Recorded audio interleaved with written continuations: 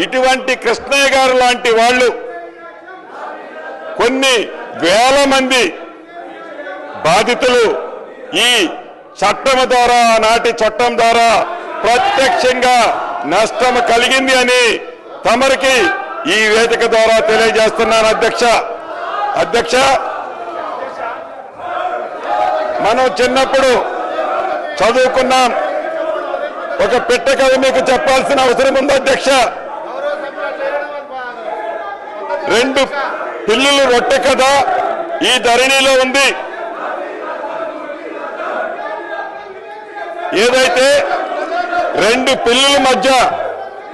ఒక రొట్టె కథ గ్రామీణ ప్రాంతాల్లో కథలుగా చెప్పుకుంటారు అధ్యక్ష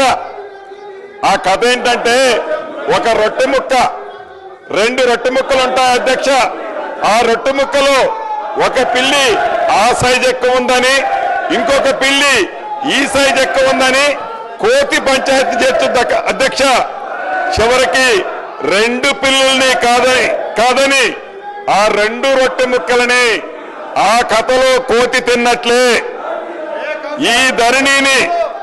ధరణి కాన్సెప్ట్ ని పెట్టి తెలంగాణ రాష్ట్రంలో ఉండే దళిత గిరిజన మైనారిటీ బీసీల వేలాది ఎకరాల భూములని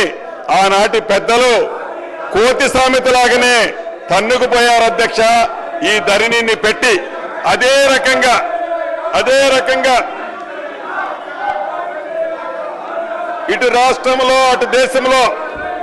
2014 ముందు కాంగ్రెస్ ప్రభుత్వం తీసుకొచ్చిన రెవెన్యూ చట్టాలు